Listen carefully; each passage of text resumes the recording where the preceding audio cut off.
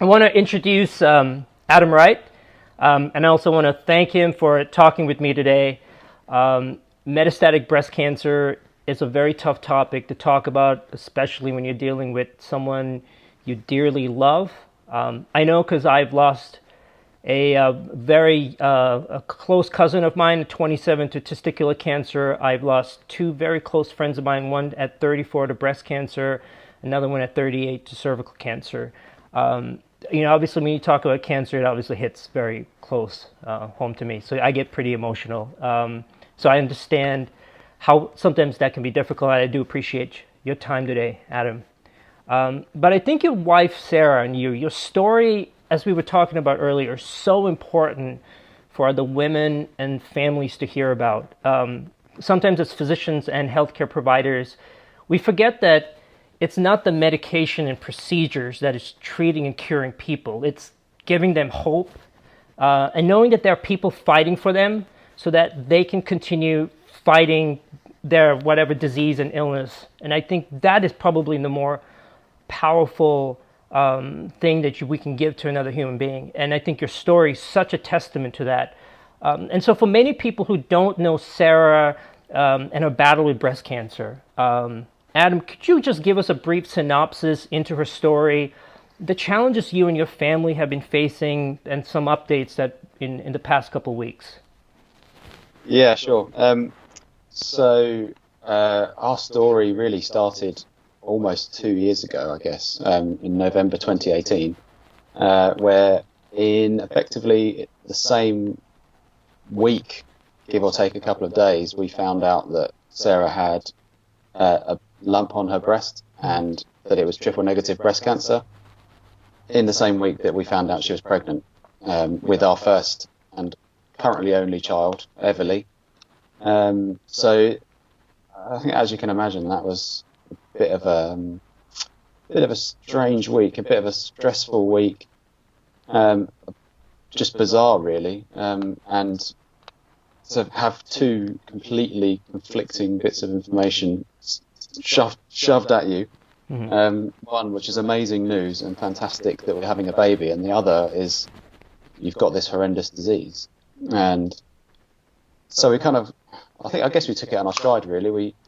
It was horrendous to hear it, but there was a plan. The physicians, the doctors, everyone who was involved from the very beginning was really positive and hopeful. We caught it early. It was a tiny little lump. We were told that you absolutely could not have got this any earlier than you did. And there was a plan put in place, an operation to remove the lump, and then a regime of chemotherapy over the following months as what they kind of termed as a bit of a clean-up, just in case, mop-up of any other cancer cells that were sort of around. That happened with no complications really. The lump was removed. We were told by the surgeon that he'd removed the whole thing. It was slightly bigger, and this was a few months later. We then commenced chemotherapy during pregnancy, so we had to obviously be careful with what chemotherapy drugs they used, but they kept us really well informed the whole way through. We felt very looked after. And really we just thought nothing else of it, to be honest. We just carried on. We're under the impression that it had gone. We'd never see that horrible C word again. And we carried on really just with the chemo and had our baby daughter in July of 2019 with no complications, absolutely perfect, no side effects or anything horrendous that had happened from the chemotherapy. So we were really hugely relieved at that as well. So that was in July. August, we had to have another scan because Sarah was having chest pains. And she was having mild chest pains throughout our pregnancy, which were diagnosed as a blood clot, which is something that can happen in her chest area. So we sort of took blood thinners, didn't think much of it. We couldn't have scans to confirm because of obviously that Sarah was pregnant, and there is a danger to the fetus with radiation. So we couldn't have any CT scans or anything, any sort of imaging really. So we just took that as read, and we were like, yeah, okay, no problem. It's just a clot. We'll deal with some, give you some codeine for the pain, and blood thinners should help you. But that pain did get worse over the sort of following months. And August, we said, right, we need a CT scan of this. There's something going on. We're not sure what it is. She's in a lot of pain. She's had the baby. She's been on blood thinners for months. What's the next thing that could happen? So we had the scan. We were called into our oncologist office on the same day we were supposed to have chemo, and we were told that, and in complete shock to us, we was not expecting this at all, that Sarah had metastatic triple negative breast cancer. It had spread to the lymph node behind her chest, which is where the pain was coming from, and that it also metastatized to liver and lung. Although in very early stages it was a couple of small nodules, I suppose. I'm not sure how you term that, but and at that point we were told that it was terminal and there was nothing they could do. And Adam, just to interrupt you real quick. When was this? This was late August last year. Okay. So 2019. And when you were initially gotten diagnosed with a triple negative breast cancer, were you and Sarah aware of how aggressive and how not very responsive it is to some of the hormonal the treatments? I mean, did you guys do your homework, look into it? Were you told this? We didn't initially, to be honest, because we were given such great reassurance that they'd got it. So we kind of thought, oh, brilliant! You trust your health professionals in their in what they say to you, and we were told, yeah, it's gone, no problem. So then when it came to it spreading, I was completely in the dark as to what even triple negative breast cancer was. I didn't even take the time to research prior to that what sort of drugs she'd had. All I knew was it was some sort of EC paclitaxel.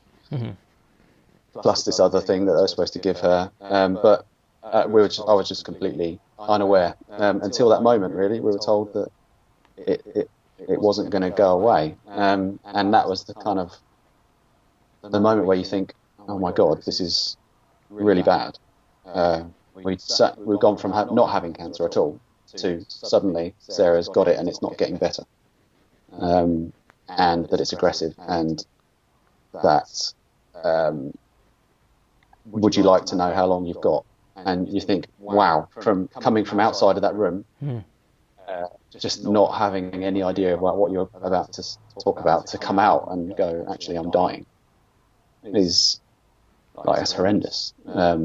Just utter shock, really. And unfortunately, the story doesn't get any better from there on, really, to be honest. We moved on to a immunotherapy called atezolizumab and nab-paclitaxel, which was supposedly the latest thing, and was supposedly good and well tolerated, and Sarah tolerated it really well. She had hardly any side effects. She did lose her hair, but that's just parcel of chemotherapy, I think. Other than that, not really any side effects. She led quite a normal life, really. She still had pains in her chest as well that never really went away. And we had the full sort of session of that, which ended in December 2019. And unfortunately, we were told again that it hadn't worked and it had spread and it was still really aggressive. So, another bit of bad news. It's, December now, just before Christmas, we're sort of told that it's worse, and it's spreading. So then we're moved on to carboplatin, so another chemotherapy plus denosumab, because it had spread to some parts of her bone in her spine. So we've gone on to denosumab and carboplatin this time, and that ran from December to March 2020. So that ended recently. She had horrendous side effects from that. It really wiped her out. Carboplatin was harsh, really harsh, and in March, after all that physical suffering, it was pretty horrendous, actually, to be honest. We were told that the carboplatin had attacked some of the cancers, but not all of them. Mm-hmm. So overall, it was a worse picture than it was when we started. And at that point, which was the point where I started to think, right, something else needs to be done now. You know, we've been told all along that they're going to do the best they can for us in the NHS, which they did. You know, they've done as much as they can. To now being at the point where in March we're being told there's nothing else we can do. One, because coronavirus is dangerous to patients like Sarah, and putting them on extra chemotherapy heightens that risk, which I could understand. So they weren't willing to put us on chemotherapy going forward, and we were told we're going to effectively sort of leave you to it now. You should consult your hospice for making you comfortable, and you should start considering kind of end of life stuff. And that's an utterly horrible conversation. That's, you know, it's not. We dread our conversations with our oncologist every time, because pretty much every time we've had a conversation, it's been bad news. So, you know, when it gets to that point and you're considering, you know, thinking about the end of life, thinking I've only got a few months to go. It's or Sarah, you know, Sarah's only got a few months to go, and we've been told there's nothing else we can do. It's just you know, it's just horrendous.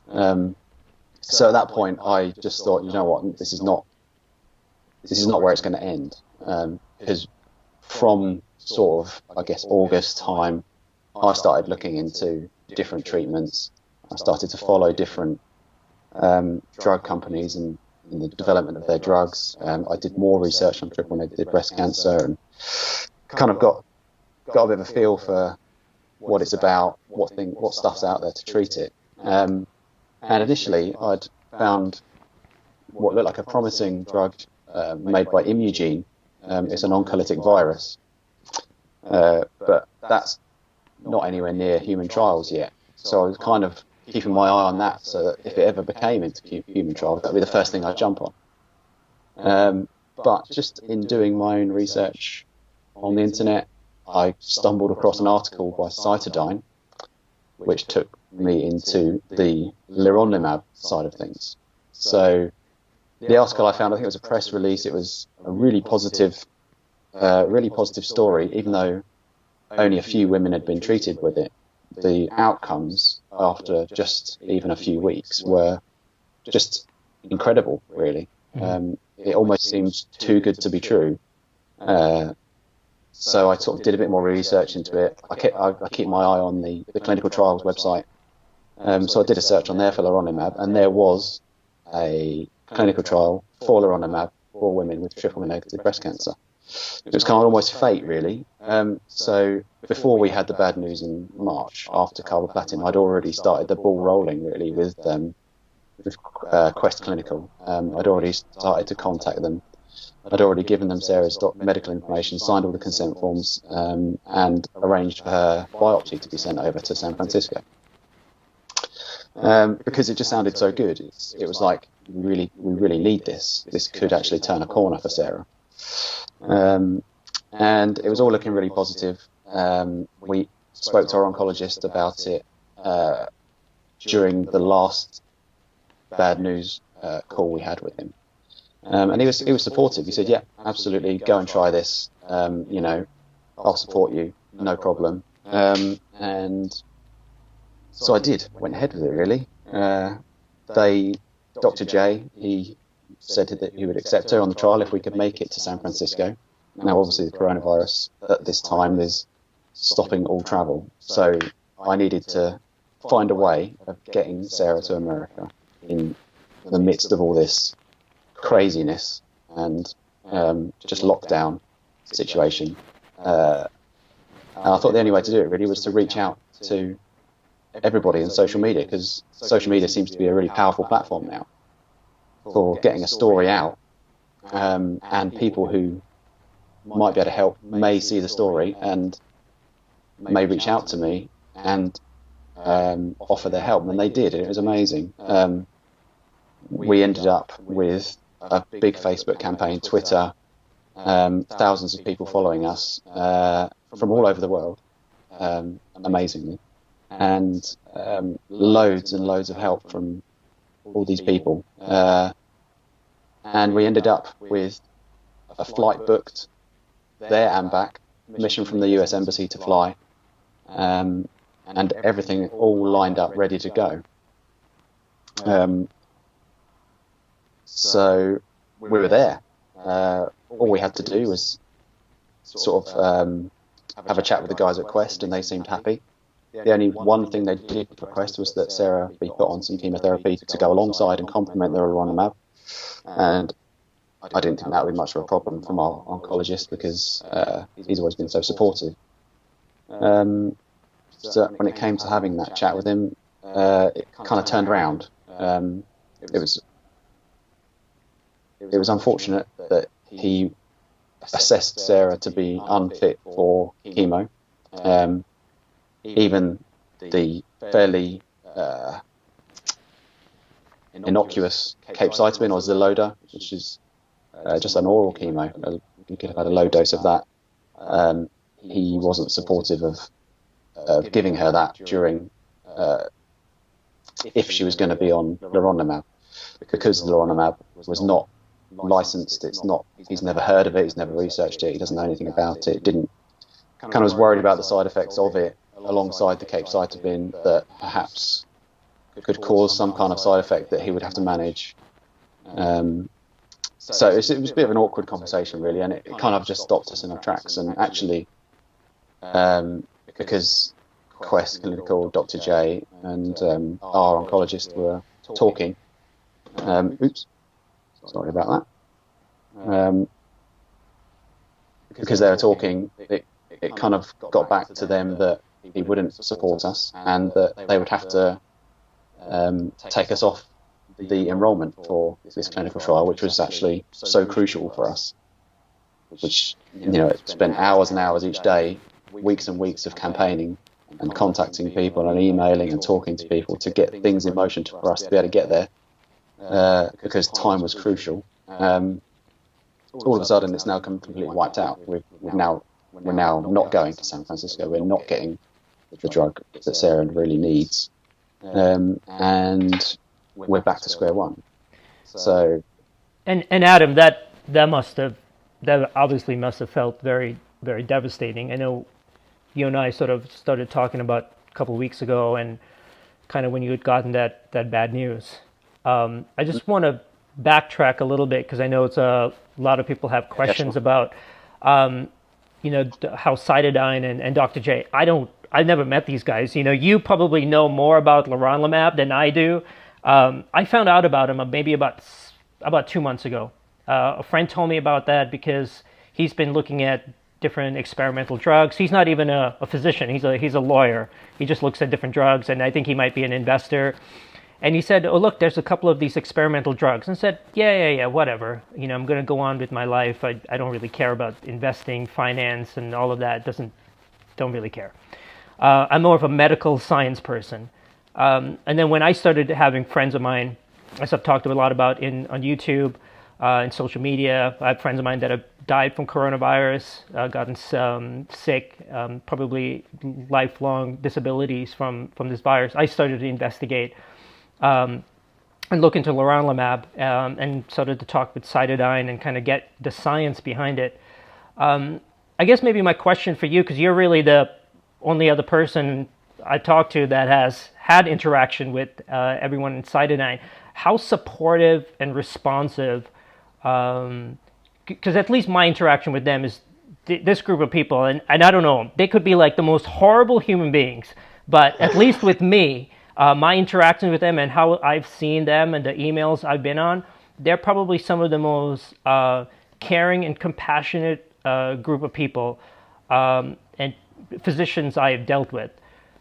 From your perspective, I mean, how supportive, responsive is Dr. Porhasan, Dr. J, the rest of the Cytidine team? Because it seems like you were they're telling you in the UK it's over. Close shop, end of life, send her to hospice. Yeah. And obviously you guys are not looking for it. That's not what you want to hear. You have Everly's No. what? She's a 1 year, so around one. Yeah, she's 11 months old now, and that's exactly when we don't want to hear that. We need some sort of hope. We need something different, and there is definitely something out there that could possibly help us, but we're kind of being told there isn't. But I mean, going back to your question about the guys at Cytodyne and Quest, they have been brilliant, so supportive. I mean, it's actually unbelievable to come from, to be able to talk to the CEO, Nader Pourhassan. He's just been so responsive to emails. He's really, really helpful. Dr. J, their whole team at Quest Clinical, anyone that I've spoken to in relation to Cytodyne have just been unbelievably responsive, and they want to talk. They really want to help. And I honestly wouldn't have expected that from any kind of large company like that. If you were to email the CEO of Virgin or something, Richard Branson, he probably wouldn't email you back. Right. But this guy did, and it's just so unexpected and so kind. And they really want to help, and it's just so great to have that kind of support, really. Just wow. I think we're lucky to be able to speak to those guys. Well, I'm certainly lucky to be able to speak to those guys and to have that kind of interaction with them. And I had the same situation.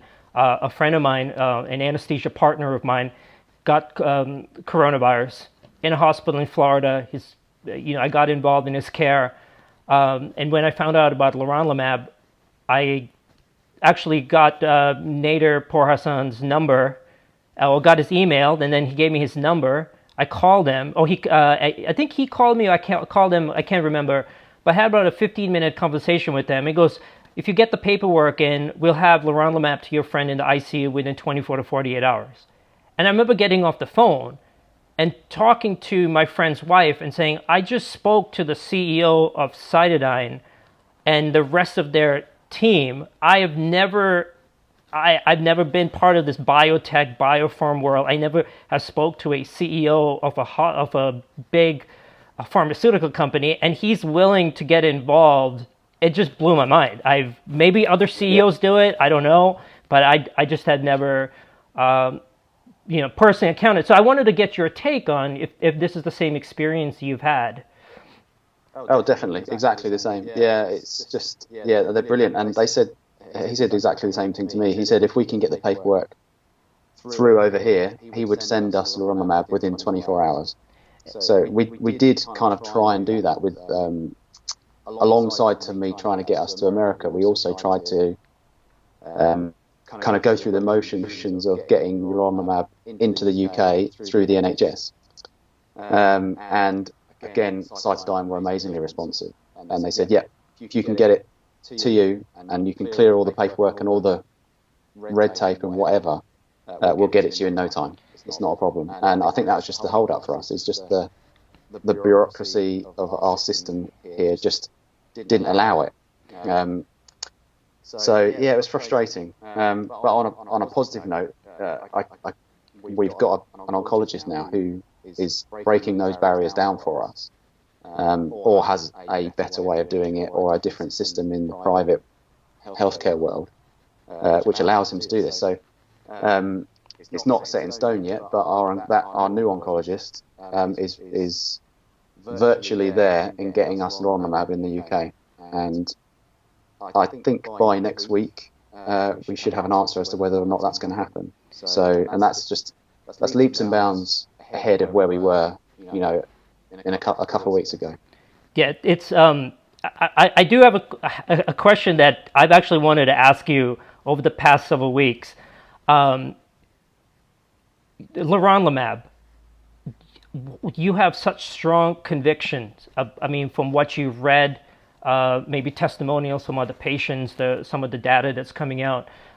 One of the challenges I'm facing in the United States is there's a lot of physicians, hospitals, researchers that don't believe in Leronlimab. You have analysts that are saying this drug doesn't work. I know you and we've been having some conversations about if the things in the UK didn't work out, that we would try to get you relocated to Orlando, where my friend, the oncologist, said she would take you, and we'll talk about that in a second. But you're ready to move your entire family with your 11-month-old, bring Sarah over, who we all agree she should not be traveling. I mean, that's not the ideal situation.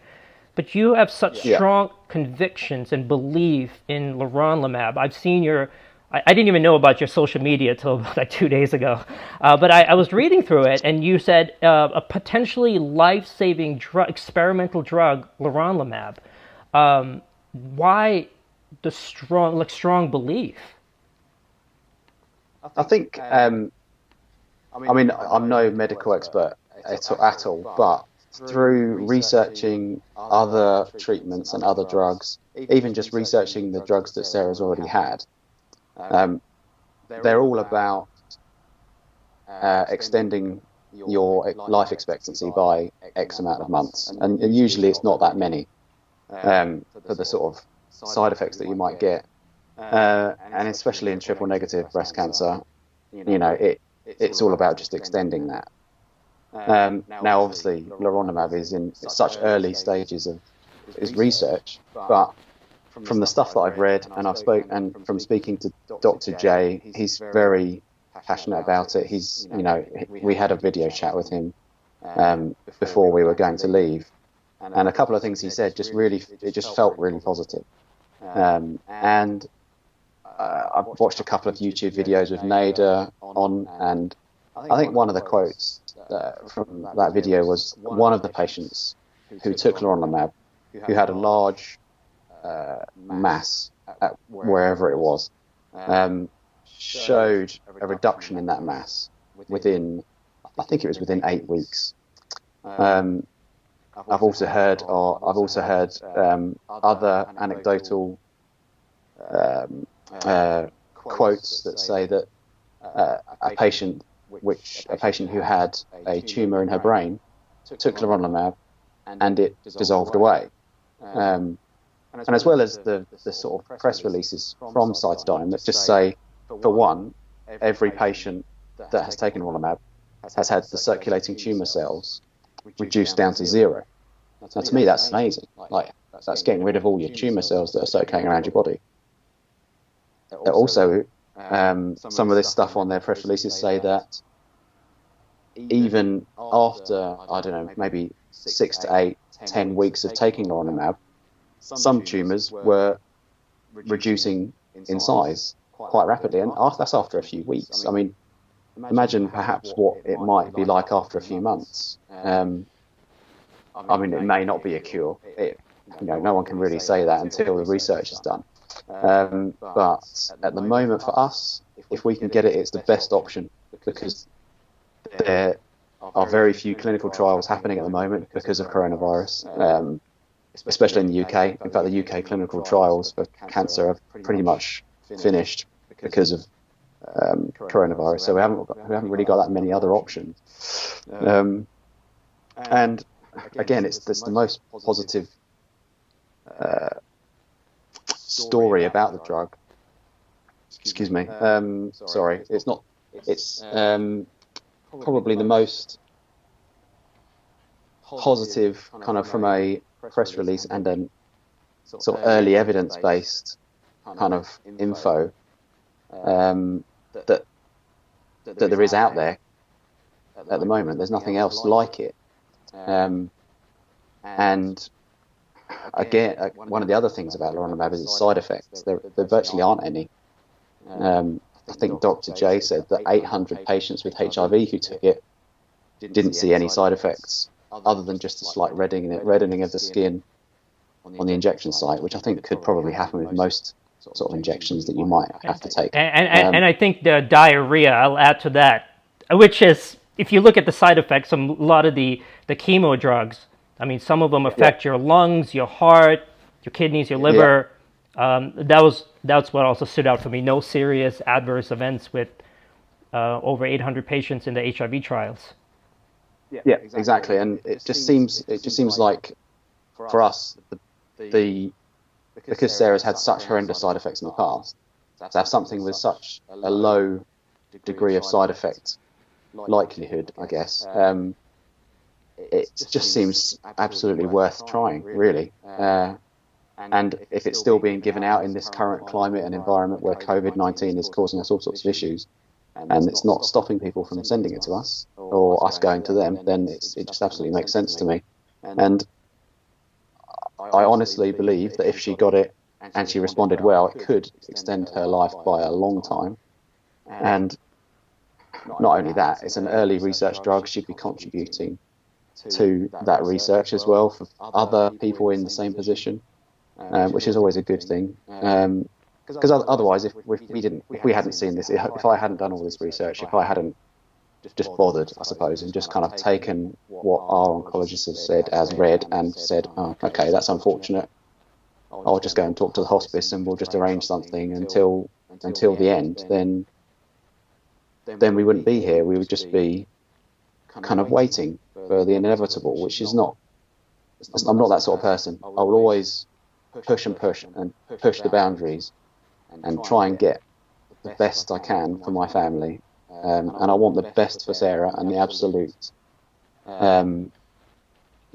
ultimate solution is to keep her alive for as long as possible, and ideally cure her of it. But I don't think I don't know whether that's realistic yet. But to buy more time, it might mean that new drugs come out in the future that could be better. So we've just got to keep pushing that boundary and keep pushing for that result that we want, and especially with a little girl, a little 11-year-old, 11-month-old, not quite that old. Yeah. She needs to see all the. Sorry. No, go ahead. Good. No, I was just going to say, with how time flies really quickly, she's going to be 11 pretty soon in a blink of an eye. Exactly, and you don't want to miss out on all those moments from now to 11 to 21 to, so, and as a mum, and I'm sure there'll be plenty of mums out there who would just absolutely agree, you don't want to miss out on any of that, and to feel like you're going to is just horrendous. Adam, I just want to, there's a lot of people on YouTube. This is going to be, a lot of people are going to see this. I just want to say triple negative breast cancer is there is no hormones. Estrogen, progesterone, and the HER2 protein is not expressed. So it's actually very difficult to treat because you're not giving a lot of those medications to target the hormones. I'm not an oncologist, but talking to my oncology friends and looking through some oncology books, what I've able to deduce is has about 11%, according to the American Cancer Society, about 11% 5-year relative survival rate, and usually affects young women under 40, which when I started reading about was pretty shocking, and I think it affects anywhere from like 15 to 20% of women with breast cancer. I think what you said, Adam, is a really, really powerful statement. I'm just going to shift gears a little bit and just talk about Orlando and the sort of backup plan you and I had, discussed, and we talked with Dr. J. So when you told me about the things with your initial doctor, I got on the phone with Dr. J, got on the phone with Dr. Sarah Carter, who is my friend since I was 13 years old in some high school. And I started talking about your story. I sent the BBC link to her. And even before I started anything, she goes, can we get him over here? I'll treat him as my patient. I said, hold on, Sarah. Her name is Sarah too.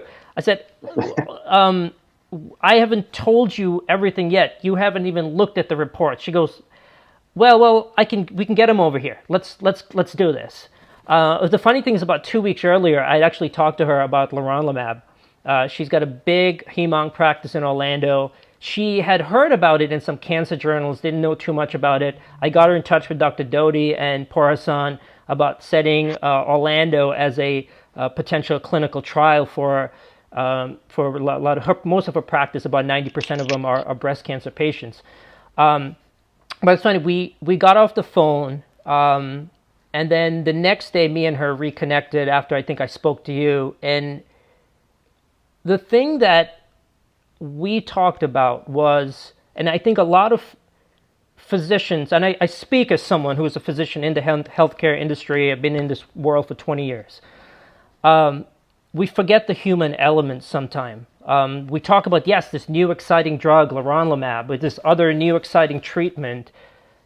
There are families, there are moms, there are dads, there are children that are involved. One of the things Dr. Sarah in Orlando told me was, when I heard the story, she said, I didn't think of being a doctor. I thought of being a mom. She's a mom of 2 kids, 2 small kids. And she's like, I thought about how Sarah would feel. She's got an 11-month-old. I will do anything possible to extend her life, even if it's a couple of days that she spends those few days with Everly and with you and the rest of your family. Me and Sarah lost a very close friend of ours from middle school to cervical cancer about 4 years ago. And I think when you suffer a loss, it really shapes you as a clinician, as a physician, because it becomes very personal. And me and Sarah were talking, and all of a sudden I said, are you thinking what I'm thinking? And she goes, yes, you're thinking about Quincy. And she was our friend from Orlando. We grew up. And one of the conversations I had with her, many conversations, was she left 2 little kids behind. And she spent the last couple of months in hospice. And social media has a funny way of memorializing those conversations. And I still have all our text messages and Instagram messages saved. And she said, I'm going to miss my 2 little girls. And what just destroys me is that I'm not going to be there to see them grow up, go to high school, college, careers, get married, have their kids. It still haunts me to this day. And when I heard your story, I'll be honest with you, I got pissed off. I said, this is not supposed to be happening. We're supposed to be breaking doors and walls and doing whatever we can and giving people hope. And this is why I'm so grateful that for you to come in and share with your story, because you put a face, you personified this illness, this terrible thing happening.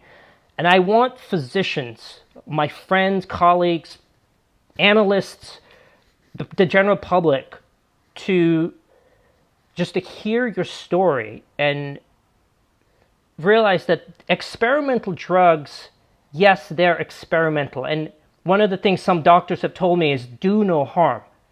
But do nothing is worse than do no harm. And just to let someone say, we're done, that's just not how I practice medicine. That's not how our medical profession, our community should be like. We fight till the very last breath of someone. We don't just kick them to a hospice or a rehab center or send them home and let them go die. And I just think it's so powerful how you believe in this drug. You have, I commend you, and Sarah too, and Everly, and the rest of your family, to do whatever it takes to fight this horrible disease. I mean, that must obviously take its toll on you when you have other doctors and oncologists that are saying, and I read your oncologist report, we should get ready for hospice or end-of-life discussions. I got pissed off. I'll be honest with you. And I actually told Dr. Sarah in Orlando, I said, this is outrageous. We have a drug here that you guys have researched. I don't know much about it, but from what I've read and these anecdotal testimonials, whatever you want to call it, why not? Why not give it? Mm-hmm. What do we have to lose? Yeah, absolutely. Mm-hmm. Yeah, I would absolutely agree. I think to do nothing is worse. You're absolutely right. That is it summed up. I would, to do nothing would just absolutely kill me. And I couldn't agree with that anymore, to be honest. Yeah, you've got to do something until the very last thing. And if you feel like there's nothing left, you've just got to keep going, got to keep looking, you've got to keep researching. You know, that you can't sit back and just let things happen. Not in this case. It's, you know, it shouldn't be like that. So, And yeah, sorry, go ahead. No, go on. Sorry. Oh no, I was going to ask. So, you know, we'll shift gears. Let's talk about the good news. So, I know a couple of days ago, you spoke with a private oncologist in London. I think we lost Adam. Let me see if I can get him on. Oh, there he is. Adam. I just had an incoming call and it absolutely just took over. Oh, no worries. Let me make sure. Can you hear Adam? Hello? Yep. I just want to make sure. Now, there are a lot of people right now. It's 125 people that are watching this. Oh, wow. I'm sure they'll probably have some questions for you. Can you guys hear Adam and myself? Just want to make sure. We had a little audio-visual glitch. Yep. Okay. Good. I think we can. Okay, cool. I think they can hear us. Okay. Awesome. So tell us about. You know, I know we were kind of planning kind of Orlando as the backup. Dr. J and Dr. Sarah. You know, we've had this conversation how we really didn't want you getting on a plane overseas. Not really ideal. I mean, if you guys did, I didn't tell you this, but I would have probably gotten on a plane and met you guys down in Orlando. It is my home. It's my hometown. My parents live not probably about 20 minutes from where Dr. Sarah practices. So I was like, well, you know, I told my mom, you know, if Sarah and Adam and Everly get down there, I'll probably go down and try to help them out. Definitely have to wear a mask, but. So just tell us about the good news and kind of you know, I know you said there's a little bit of paperwork that needs to be done, but it looks possibly sometime next week. Is that the plan? Yeah, that's the plan. So it's looking good. Our new oncologist, who we've come away from our national health system now, is our private oncologist. We had a really positive meeting with him in London the other day, a week Tuesday. And from the outset, he was fully on board with what we want and absolutely positive that he could help us. He just needed to smooth the way, really, which he did whilst we were in his office. He phoned up several high-ranking people in whatever trust he was in and was getting the go-ahead almost instantly.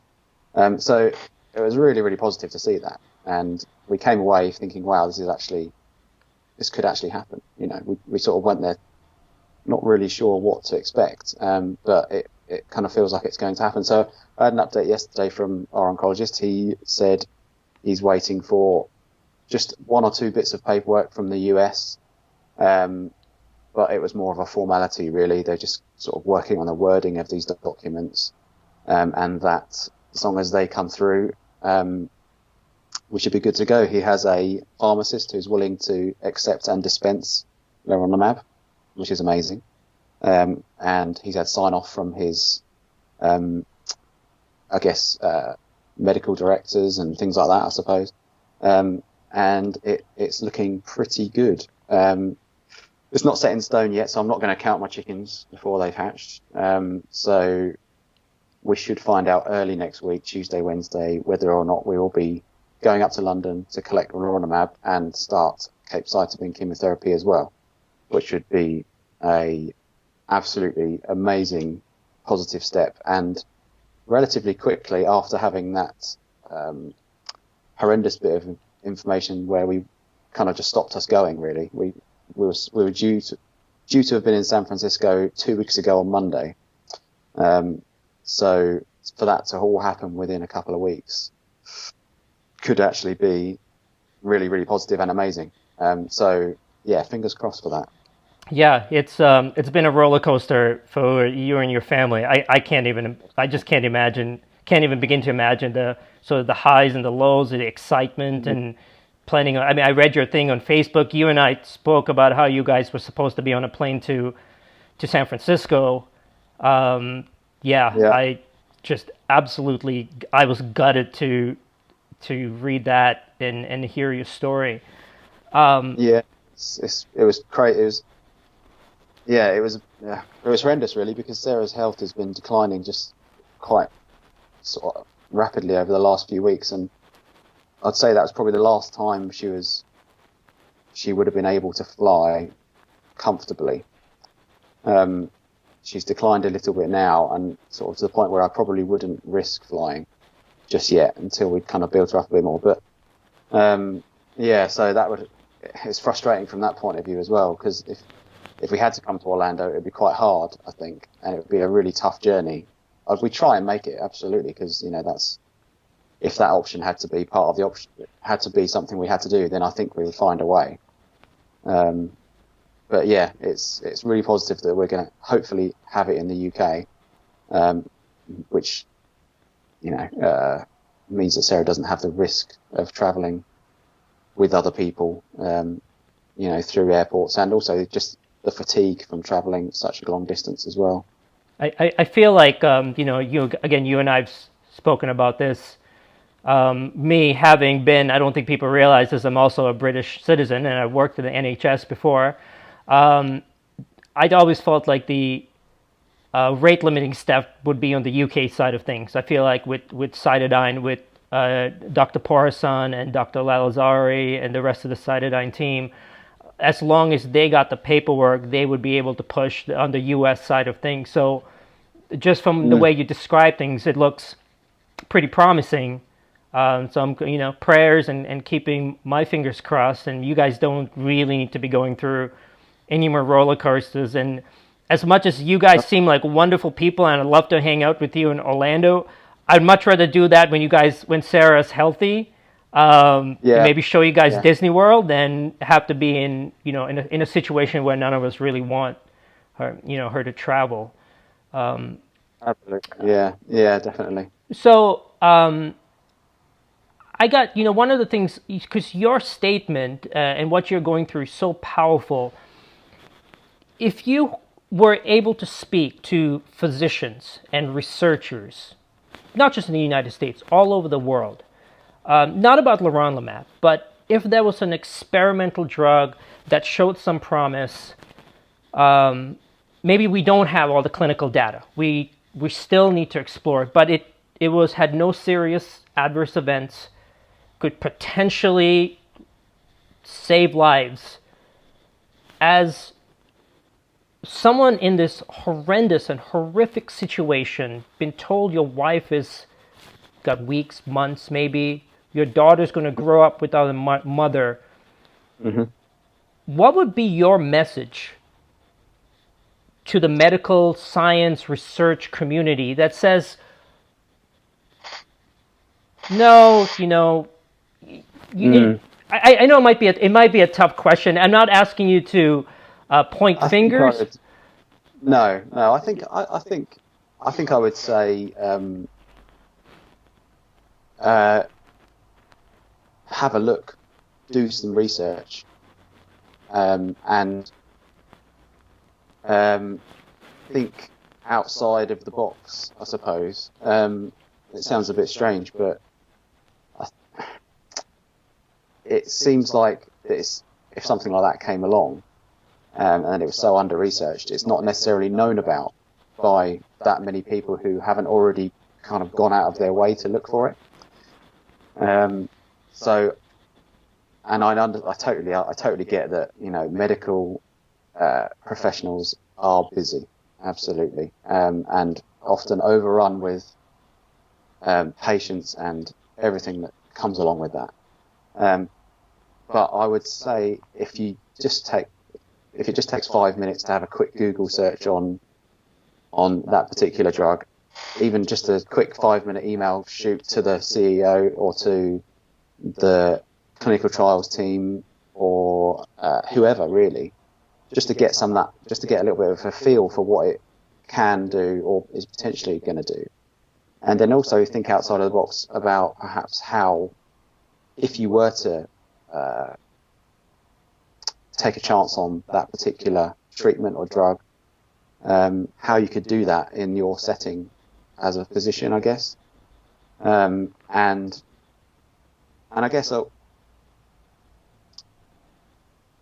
don't see patients as you've already said, as a kind of a number, I suppose. Look at them as a whole, as a family, what effect your decision's going to make, your decision's going to have on them, I think. So yeah, I think that's my message really, is just give it a chance, have a look. And yeah, just, it could be something that maybe not just applicable to one patient, but you could have, actually, I've got 6 people like this, and they could all really benefit from this potentially. And of those 6 people, how many of those are willing to try it? And, you know, of those 6 people, how many of those are willing to sign an indemnity to say that it's not my fault? Probably all 6 of them. I would absolutely go and pay a lawyer to write me an indemnity to say that it's not my doctor's fault if something bad happens. Absolutely. So I'd do that now, you know. Yeah. So, and just for that chance, because as like you said before, doing nothing is worse. I'd rather take the chance, take the responsibility, and it could pay off. And if it does pay off, how great is that? I mean, Adam, you couldn't have said, I couldn't have said it better. I don't think anyone could have. That's just really powerful.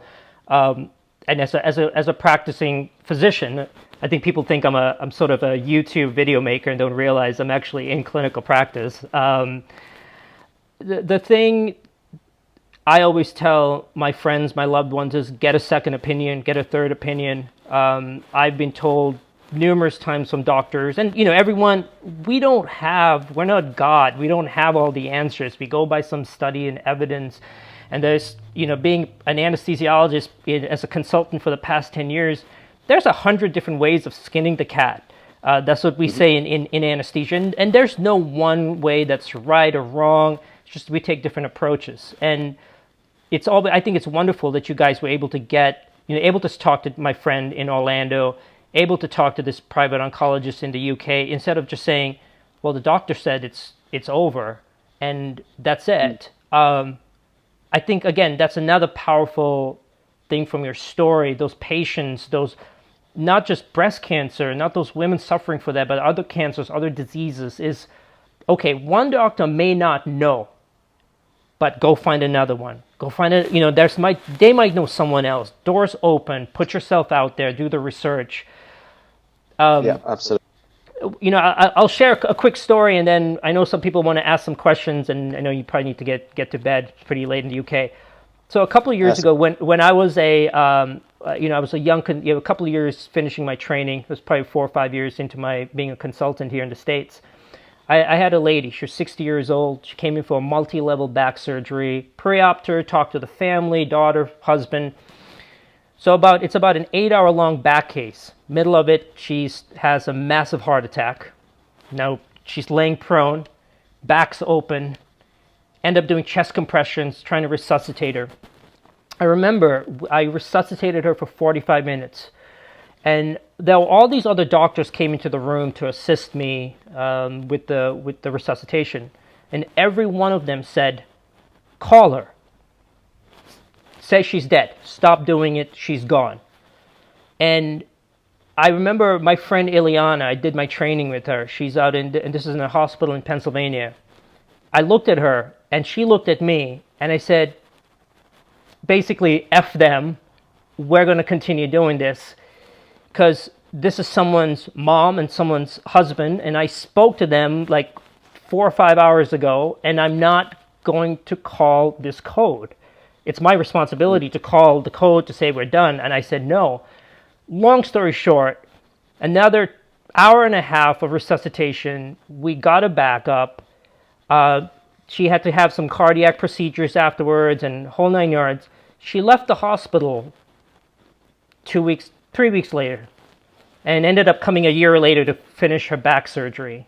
And I remember seeing her in the ICU afterwards, and her daughter came up to me and hugged me, and she said, thank you for saving my mom's life. And I'm a firm believer in God, and my spirituality guides me, so I don't think it was me. But what that taught me was, even though there are other physicians and other medical providers that can say, no, it's the end, call it. And they're more experienced than me. They probably got more research. They've got more expertise, more knowledge. Maybe they're better physicians than me. But I learned that day, never, ever give up on anyone, no matter what they say. And I'm so happy. And this is a story that I think is going to be so powerful. And I'm so grateful that you were able to come on and just talk with me today and, give you this platform, because it's going to, I think it's going to help so many people. It's going to be an inspiration story. And I'm very grateful for you and Sarah and Everly and the rest of your family for, sharing all of this. I know there's a couple of questions. Guys, if you guys have any quick questions, it's late over in the UK.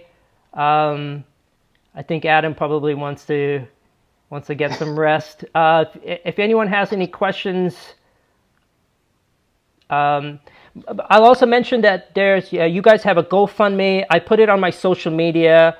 The money is obviously to help you guys with your medical expenses. I'll post a link to it. I'm going to post this video onto YouTube.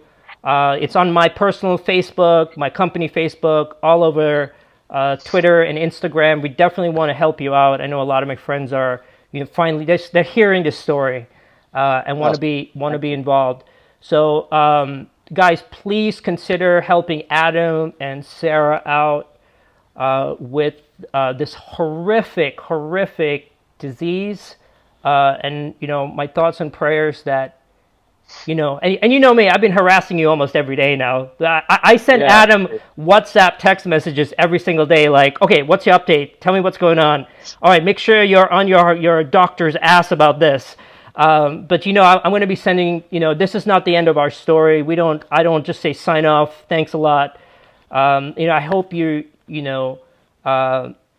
able to come back hopefully in a couple weeks, give some real good news about Sarah's condition and prognosis. And if let me see, was there a question? Someone asked, Michael asked, why does Sarah have to get chemo too? Do you have any idea?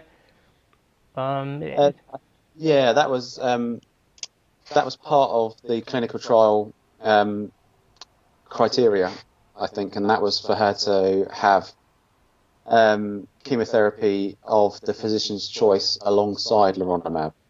So I think it assumes you're already having something. Mm-hmm. We were kind of caught in between having chemo. So we just finished one type. We had another type that was, considered but told that we weren't allowed to have it because of Sarah's condition currently. Mm-hmm. So we were kind of in that kind of grey area where there wasn't really anything happening, which is just unfortunate. But one of the requirements of the clinical trial was that she was on a chemo as well. Mm. And the private doctor, I think there was a question about. Let me scroll up here. I think, is he volunteering his services? Someone was, I think, maybe they don't understand how the UK and the NHS system works. Can you go see private doctors? So I guess there's two kind of ways of doing it over in the UK. Really, there's the National Health System or the National Health Service, which is free healthcare for everybody, which is fantastic. We pay our national insurance contributions, which contribute towards that, so that doesn't cost us anything. But there is another medical system outside of that where you pay for healthcare. So you kind of pay for almost a premium product, I guess, a more bespoke service, a quicker service, actually, in many cases, where if you're able to afford that, you don't have the long waiting times for operations, consultations, etc. So the first port of call is always the NHS because you don't have to pay anything. But private healthcare in the UK tends to be a bit more. You can access it faster, and there are perhaps better routes for different types of treatment, perhaps. So yeah, it's something we've had to pay for. And again, the GoFundMe it's going to be a huge. I mean, I know the financial Yeah. burdens. It's just huge with an 11-month-old, and I can't even imagine. So Yeah, and that's the main thing, really. Originally, our GoFundMe page was going to help us pay for any. It was going to cover any insurance needs whilst we were in San Francisco having Leronlimab, because there's no travel insurer that will insure us to come to America during COVID-19 and to receive a medical treatment.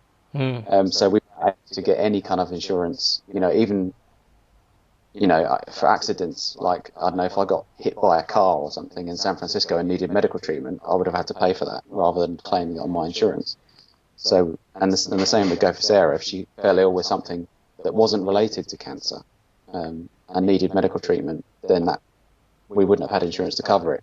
So that was the original idea behind it. But now that we're not going to the US, the money will be used to pay for our treatment here in the UK, because we've had to come away from the health system and pay privately, and we're not sure what it's going to cost us yet. And so far, it can be quite expensive, especially as we're going to have to pay for scans, we're going to have to pay for all the chemo drugs, all the consultations, and all that sort of stuff. So it just helps us kind of feel a bit more comfortable, and